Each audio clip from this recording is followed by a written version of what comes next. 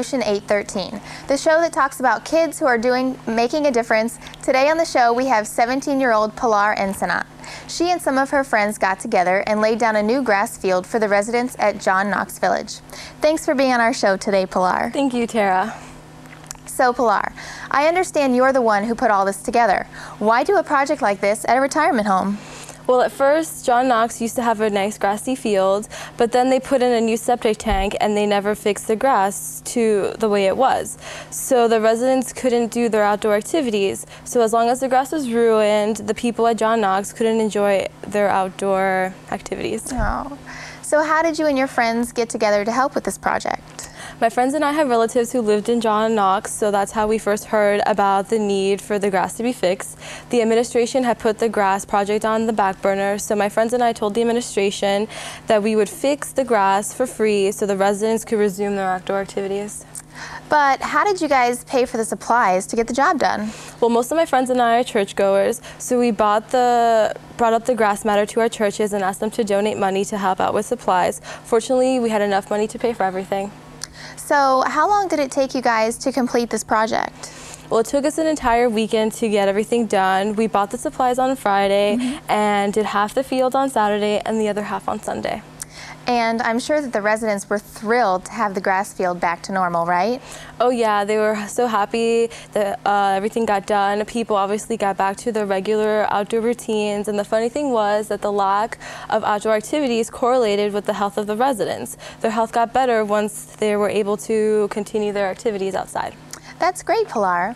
But I understand that these kinds of projects that you and your friends do goes beyond just John Knox Village. Am I right? That's right. We did John Knox Village is just the latest. In the past, my friends and I have worked on other things like feeding the homeless and free homework tutoring and donating clothes to the Salvation Army, stuff like that.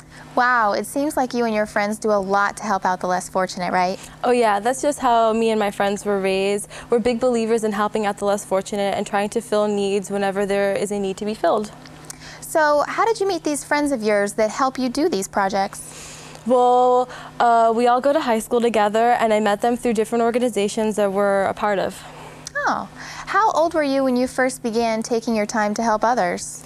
I first began doing this kind of stuff when I was 15, and I used to serve at my church whenever we had big banquets, and I enjoyed taking my time to help others, so I began making a habit of it, and obviously still do it today.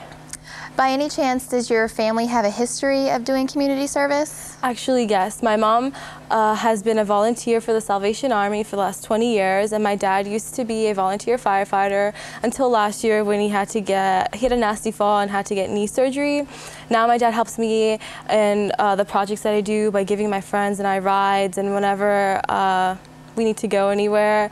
And currently he isn't doing anything but being a firefighter, but he still helps out with projects. Sounds good, Pilar.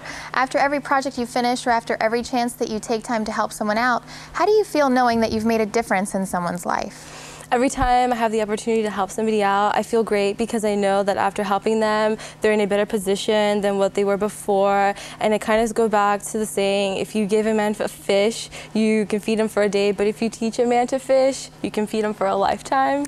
It must be great to feel like that after every chance you take the time to help someone out, you and your friends have another project in mind coming up though, right? Well, we had an idea of doing a cleanup project. We still haven't decided where we want to do it. We're thinking either a cleanup at the sidewalks of USF campus or help clean up the parking lot at University Mall. That's great, Pilar. You and your friends seem to always have an idea to take time to help others. Keep up the good work. Well, that's all the time we have for today.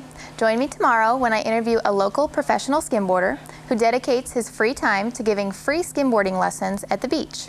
Thank you, Pilar, for joining us today. Thank you. For Revolution 813, I'm Tara Sustr. Goodbye, everyone.